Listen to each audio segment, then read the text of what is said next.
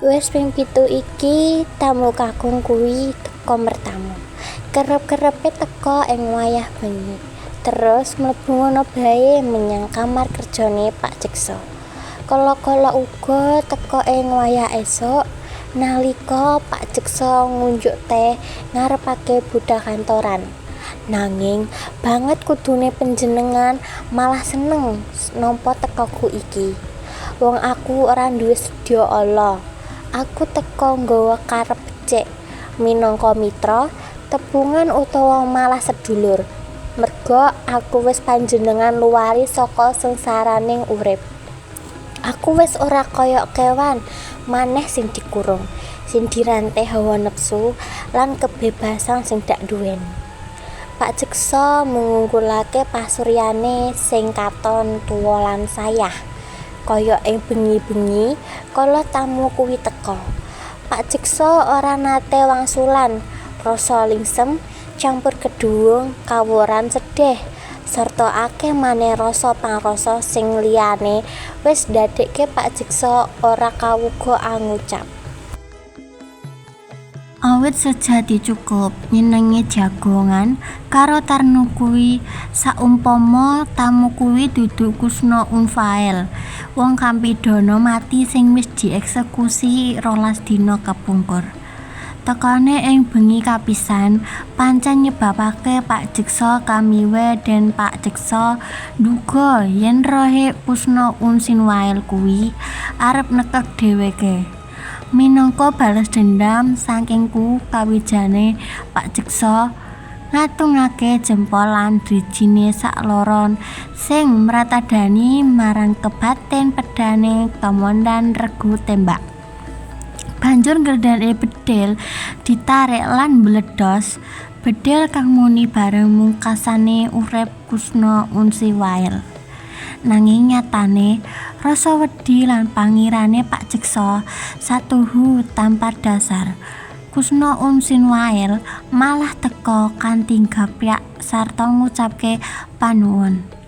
Lan kebak ing esem sumeh binangreng karo plengune brengos yen merga kuwi ing tekane Kusna Unsinwail sateruse rasa wedine Pak Jeksa malih rasa lingsem isin kecampuran sedih. Mung ping pindho tamu kuwi teka ing wayah esuk. Kuwi bae mung sedelok mung uncal esem lan banjur lunga tanpa aru-aru. Beda yen dheweke teka bengi bakal akeh cature. Kaya Pak Jeksa, yogane panjenengan tansah katon sungkawa. Pitakone Kusna Unfail mecah swasa sepi. Utawa mbok menawa panjenengan rumangsa tanggung jawab awit saking puatiku. Sejatine panjenengan ora perlu kagungan pengalihan kemrungsung ngrayai kewajiban sing dipasrahke ngono kuwi. Panjenengan rak mung marang panjenengan. Ing bengi iki yagane panjenengan katon sedih nangka sarana bae, nanging kalau mangan sajane jejibahan sing kudu diayahi. Petusan pancen cengkah karo batine, kuwi aku ngerti banget. Mulane panjenengan ora perlu riko yen aku mara sanja mrene. Aku ora bakal nduduh maneh wektu sing wis kliwat. Aku ora seneng ngeling-eling wektu sing wis mungkur. Sing kebeneran ala banget kuwi lan panjenengan kudune uga nulat aku. Ora perlu ngeling-eling dina kawuri. Apa maneh ngenani eksekusi sing mbok menawa banget nabe ing jiwa lan pribadi panjenengan. Kuwi kabeh rak mung bakal gawe goreh bae ta. Pak Jeksa alon-alon dengenge. Katon ing pandulure praupane tamu sing semanak. Kebak ing rasa paseduluran lan brengose tamune kuwi melengkung. Nambahi grapyak, Pak Jeksa kepengin takon marang tamune. Apa ing alam kono para arwah ora diprayoga akeh nyukur brengose nganti klimis? Nanging Pitakonan kuwi ora seda kawetu Pak Jeksa rumangsa kesinan yen mengko nuwuhake pangraitan menawa dheweke sengaja ngenonakake arahing pirambungan mula dheweke meneng bae. Kaya ing bengi-bengi sing kliwat, mung saiki Pak Jeksa wani ndulup praupane Kusna Unsinwail sing grapyak lan sumandulur kuwi. Aku ngerti penggalihan panjenengan pancen ngrayahi sawening pakaryan kuwi. Yen cengkah karo baten bakal njalarani beban mental ing dina mburi. Aku mbiyen ya kaya panjenengan. Aku ing sakwise nglakoni kadurjanan tansah diuber rasa luput. Aku banjur rumangsa kelangan jiwa kamanungsanku.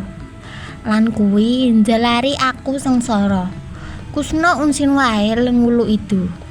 Nanging beja banget panjenengan wis kersa paringi biyatu ngluwari aku saka panandang mau.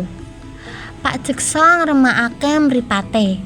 Dheweke ora kuwawa nduwu mripate. Tamu sing grapyak kuwi embuh kepriye dheweke rumangsa kisinan lan mesti kurang pantes dheweke nampan pangrembanan lan panuwun kuwi. Nanging kalungguhan panjenengan beda karo posisiku biyen. Aku biyen mateni uwang merga kretenging nepsu durjana. Dene panjenengan mung ngrayahi tugas, ngeleksanani kewajiban lan maneh. Panjenengan rak rumangsa kelangan jiwa kamanungsanan panjenengan ta? Pitakone Kusna Unsinwail sareh. Pak Jeksa ngelekake mripate kang tigumun. Gene ya penjahat dudeng bisa caturan kaya mangkono. Mbok menawa dheweke wis antuk kesempatan sinau kawicaksanan ing alam kono. Mikir mangkono, Pak Jeksa bali tumung kuwi. Dumadakan mawang nalikane eksekusi dileksanani. Suming kanthi cetha. Rikala dheweke ngatung ake jempol tangane sakloron kulembatane pedan lan Yagane panjenengan katon sedih banget utawa panjenengan ora percaya marang gunemku. Mbok menawa panjenengan perlu rekonstruksi laku eksekusi kae. Amrih panjenengan yakin yen panjenengan ora kagungan dosa. Ya sakjane rekonstruksi kuwi pancen perlu dileksanani. Kayaden aku biyen tansah diperintah nindakake rekonstruksi kerdujanan sing wis dak lakoni amrih aku pribadi. Apa dene wong liya yakin menawa aku iki pancen luput lan patut diukum pati. Ya becike eksekusi kae direkonstruksi. Panjenengan rak setuju ta? Kusna Unsinwail usul kanthi suara renyah. Alon-alon Pak Jeksa nrengenge. Wong loro kuwi pandeng-pandengan lan Pak Jeksa kaya kena sihir. Lengging ing kursi empuk sing dilungguhi. Monggo Pak, monggo kita rekonstruksi lakuning hukuman mati ing wengi iki uga. Sebab saya direkonstruksi mahanani saya becik mungui panjenengan. Monggo budal ing bengi iki uga. Pak Jeksa kaya disihir, rindi asu digintik. Dheweke ngrang-rangge pakaian dinase lan banjur dienggo. Sakteruse tanpa pamit marang garwane, Pak Jeksa nuruti pangajake Kusna Unsinwail. Wong loro budal nrabas temboking omah ngono bae. Menyang pinggiran kutha, papan ing biyen Kusna Unsil Wail dieksekusi. Kapan bakal bisa ngadhep Gusti Allah? Sak perlu ndanggani dosa-dosaku. Lan lagi 12 dina kepungkur, aku antuk wektu kang gumantok. Nalika panjenengan maringi kabar kang gumantok kuwi. Sakawit aku wedi banget. Embuh kepriye aku dadi jiri ngadepi pepesti sing wis suwe daganten kuwi. Nanging bab kuwi ora suwe darjake nguwarsani jiwaku. Pesti mono ya pesti. Sanadyan Allah dikayang pananging tetep luwih becik kanthi bang sing durung mesti. Mulane meneng-menengan aku rumangsa bejo dene wis oleh pesti mau. Dak pikir aku pancen kudu ndangani saakehin dosaku. Bulan sairis temangsang sepi ing langit. Wong loro terus bae mlaku nrabas petengan tur adem. Sabanjure Pak Jeksa angrasa ditinggal ijin. Jroning peteng, jroning sepi. Sakupening ara-ara amba. Pinggiran kutha sing biyen Kusna Unsil Wail dibedhil nganti mati. Dane siji wis ngenteni cagak saka ing panggonan kuwi. Regu tembak sing gunggungane ganep 12 lan komanyu sing biyen kanggo mbodho Kusna Unsil Wail. Katon kaya salib kang kotong. Bulan sairis mantulake sunarin sing jingga. Biyak petenge wengi. Pak Jeksa ngadeg ing papan sing biyen dheweke ngerti.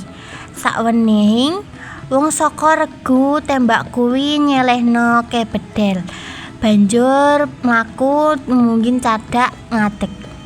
Lan kaya disihir, Pak Jeksa ngatungake jempolaning tangane sak loron. Pedahe komando regu. Tembak kulumbatan lan bedhel 11 mbledhos bareng. Wong kuwi lemes ambruk karepe dhewe. Jeksa ngremakake mripate lan nalika nglelakake mripate maneh. Dheweke nyipati salah sawijining anggota regu tembak nylehake bedhel lan mlaku tumuju cagak. Ngadeg jejer ing kono, Pak Jeksa kaya disihir. Matungan kejempolaning tangane sakloron. Pedhang kumelembat kena soroting bulan lan bedhel 10 mbledhos bareng. Ambruk maneh. Wong kuwi ing lemah maneh. Salah siji saka regu tembak kuwi nyelehake bedhele lan ngadeg ing cagak. Pak Jeksa ngatungake jempolan ing tangane sakloron. Pak Jeksa ngangkat jempolaning tangane sakloron. Pedhange komandang kulembat, banjur kanthi jangka katatang. Komando sing mau nganyungake pedhang, njupuk bedhel lan ngawire gedhen dor. Mung kari wong loro saiki. Pak Jeksa lan komandan kuwi nyelehake pedhange. Banjur mlaku dumugu cagak. Ngadeg ing kono kaya disihir. Pak Jeksa ngangkat jempolaning tangane sakloron. Sabanjure Pak Jeksa njupuk pedhang sing gumlentak ing lemah. Banjur diayunake. Sakteruse Pak Jeksa njupuk bedhel lan ngawil gredel. Dor. Komandan mau ambruk tanpa daya. Dodone bolong. Sepi Pak Jeksa nyelehake bedhel kuwi lan mlaku menyang cagak. Ngadeg ing kono suwe, kijenan lan sepi. Dheweke ora nyimpati jempolan tangan loro diangkat. Najan mung jempol ketek. Ora ana kulembataning pedhang. Ampanane mbledhose bedhel. Pak Jeksa mbulan sairis kaya plengkungane brengos Kusna Unsil Wail sing grapyak. Pak Jeksa mlaku menyang papan sing padatan kanggo ngatungake jempol dheweke ngadeg nyawang cagak saka kayu sing suwung. Banjur jempolaning tangane sakloron diangkat. Banjur pedange dijupuk lan diayunake. Banjur age-age dheweke mlayu menyang cagak ngadeg. Nanging ora keprungu sawaraning bedhel bledhos. Pak Jeksa nggon Pak Jeksa ngambalake tumindak sakawit ngangan jempolaning tangan sakloron. Banjur ngayunake pedhang. Sakteruse gegacan mlayu menyang cagak. Nanging ora ana bedhel sing mbledhos. Dibalani maneh tumindak kang mangka mau. Bola bali maram-barambyah kringete guwa brojos ing saradoning awake. Kanthi lungkrak, Pak Jeksa ngangkat maneh jempolaning tangane sakloron lan banjur ngayunake pedhang. Sakteruse bedhel dijupuk lan larasing bedhel diarah tumujane jantunge dhewe. Met bae. Nanging dumandakan bae Pak Jeksa angluh. Gene yo kudu aku dhewe. Sing bedhel awakku, gene yo dudu wong liya. Makono pitakona sing gumandhang jroning atine. Lan isih akeh maneh pitakon liyane sing dumandakan grunduk saka sarawening arah. Umpama aku sing bedhel awakku dhewe, terus sapa sing bakal nandhang gipatiku? Kamangka aku wis ndandhang gipatine Kusna Unsiwail. Kamangka aku kepengin enggal marak ing parangan Yunaning. Pangeran katong ndandangi tumindakku. Lah yen aku mbedhel awakku dhewe, wis mesti aku kudu nandangi polku dhewe. Saya apa dosaku? Sakmestine ra ana wong liya sing kudu gelem nandangi patiku, saengga aku ora kabotan tanggung jawab. Pak Jeksa ngadeg, senden ing cagak kuwi. Ijin karo ngatekake jempolane tangane sakloron sing kena suranane rembulan. Banjur ana tangis serserungkan lirih ngres-ngreseni. Pak Jeksa nangis kijinan.